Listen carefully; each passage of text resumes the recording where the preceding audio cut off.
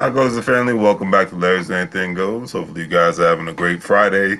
It's been a minute since I've gone live this late and whatnot on a Friday, but with certain events that are taking place around the world, around the country, and whatnot, I've noticed the things. I'm going to take you guys back to 2007-8 time frame, and if those who remember, that was a financial meltdown. You had the stock market go, you had the housing market go, and things had to be as not just the United States but around the world. This was happening. In the Western countries, consumer spending was at an all-time low. So foreclosures were at an all-time high. That's the only difference between then and now, is that you do not see a bunch of foreclosures because there's been a foreclosure ban and whatnot. But there was, now this consumer spending has been, down tremendously. And therefore, as I spoke up yesterday, a lot of jobs are being eliminated or reduced. And, the times when you look at it right now, that's kind of where we are. But I remember during that time frame, a lot of reading stories about specific employers, not mine in particular, but about specific employers and whatnot. It was quote unquote harder for people to work on a job because because there was a lack of jobs, so more and more people had to put up with a lot of more stuff. So if you had a quote unquote bad boss, things of that nature, or if you just did one thing out of line, people would fire you in a New York minute, especially if you live in a right to work state. You get laid off in a New York minute for just looking the wrong way. You could show up to work on time, put in constant more hours and whatnot, to where you might not be getting paid overtime, but you're getting comp time or whatnot, or you're a salary employee, so you're just working the extra hours and you're not getting paid anything extra. But you're not going to say anything because you're in a place where you're like, okay, well, I don't want to be looked at as the bad apple. And I get it. Everybody wants to be a decent, good employee. Totally understand that. You want to be the best employee you can. You get a job, you do it. That's what adulthood is. Definitely, that's what manhood is, but that's what adulthood is. You get a job, you do it. But it opens the Pandora's box for the opportunity for people to be bullies towards others. Now, I'm not getting into the category of what most people think of bullies. They're thinking about, a smaller kid being picked on by a bigger kid in whether it could be elementary school, it could be middle school, it could be high school, it could be college, hey. But in the workplace, a lot of times you have a multitude of bullies that could, especially that are put into management positions. And when the job market being the way that it is now, it can open Pandora's box for this to happen more so for anybody.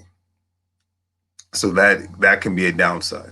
And the main reason why I'm talking about this subject matter is, because I know it's not the most exciting subject matter. However, I've all, the whole just over broke category, just having the job only and not trying to have any other backup plans, things of that nature. I've talked about that countless times. And I know today that subject matter is more relevant than any other time, just like it was very relevant back in 2007, So, and that's what makes it very interesting, because that is very relevant. And because I always say, and let me know in the comment section, what would you do if you lost your job today and there was no unemployment? Or even if you did have unemployment, and you're not getting paid as much as everybody else was within the last couple of weeks and whatnot. I mean, the last couple of months of this year, because like I said, 2020 has been a crazy roller coaster ride, and it's been interesting all at the same time. But like I said, the question is, what would you do? What game plan, what backup plans do you specifically have in mind? That is the question. And it's like I said, you gotta really wonder where you would actually be in this life right now. All right, where would you be? We're in October right now. 2020 is over. Thanksgiving's around the corner. Halloween's almost here. Christmas is around the corner. New Year's is almost here. And a lot of people just don't know what's going to happen, and I know they're continuously working on the vaccine. vaccines for people, and my hat goes off to the medical personnel, the scientists, et cetera, and so forth, that are continuously working this, and you definitely get a lot of my respect. But what would you do? Or if you, especially if you're in a situation right now, say if you had a bad boss, a bad manager, et cetera, and so forth, and you could not, get another job, because trying to find a job in today's economy is a very, very hard thing. Even though certain employers are hiring, but will they be at the right pay? Will you have access to benefits? There's a looming crisis of people possibly losing. If they lose, because you've seen the thousands of people who lost their jobs with United Airlines, with American Airlines, with Disney. So you see these people losing their jobs, and a lot of people that were full-time workers. Another thing I did not realize, excuse me, I did not realize is that a lot of these people are going to lose their medical benefits, and at a time where needing access to decent medical care is very, very needed. That's one thing that kind of puzzles me. Where will people be? Or how will this end up? It is the question of the day.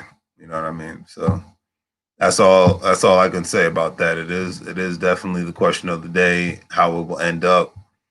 And you got to sit back and think about this. What for, especially for those who have their good jobs right now. You're always in a position where that good job could be in jeopardy and whatnot. So what is plan B and C?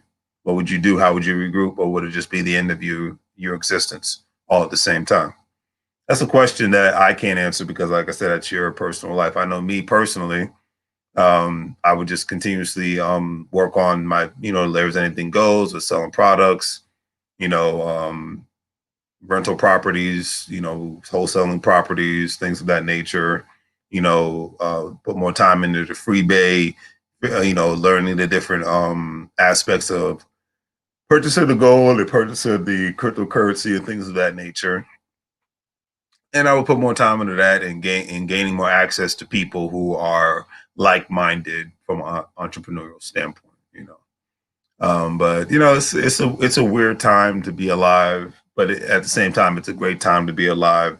So with that being said, I could see there's a possibility of the financial bullies continuously growing, but I don't see that happening for me or anybody I roll with, because of one reason. Because we are people that like to plan for the future. We are people that like to have multiple access streams of income, and we are people that like to engage with other people that think the same way. That's all I can say. So I don't think you have a lesser chance of being bullied on any level if you're constantly prepared. It's like I remember I was a kid, and I remember this kid that was smaller than me, nice kid, and there was a guy that was bigger than me, and he would try to pick on him and whatnot. But this kid took karate lessons. So he literally kicked the crap out of the bigger kid and whatnot. And of course, the bigger kid's parents tried to come to school and say, your kid hit my kid. And even when the dad saw the kid, he looked at his son like, you let this little guy beat the crap out of you? And I just thought that was funny for one reason, and one reason only, is because, you never underestimate your opponent. They could be big, they could be small. Never, ever judge a book by its cover. All right. So with that being said, since that kid was prepared from a protection standpoint, I think it's in everyone else's best interest to be prepared from a financially perspective. All right. Whether you're buying into anything, whether you're investing in anything, or whether you're saving, just always make sure you have other avenues outside of just a job, so you do not remain in the just over broke category, because that's what a job means for people that only have that and nothing else. All right.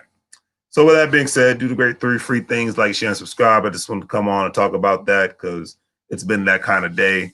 And give me your perspective on what you perceive to be a financial bully in this life and whatnot. And then how are you going to combat it? Because with social media, it's very easy to complain about stuff, and so if there's no solutions involved, then it's just, in a sense, you're looking like a person who's whining. And if you don't know what the solution is, at least be the adult and say, I don't know what the solution is, but I'm trying to figure it out, because I don't know the solutions to everything either.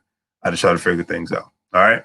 So hopefully you guys have a great night. I'll see you tomorrow. Get to talk to the ladies, get their perspectives on how kids are being affected in today's pandemic, especially going with the at-home schooling and all that, since it's become mandatory for most school districts. So very interesting conversations. I can't wait to hear them, to hear the mothers, hear the parents, because they're the ones that have always been on the front line since day one. All right. So take care and have a great evening, family.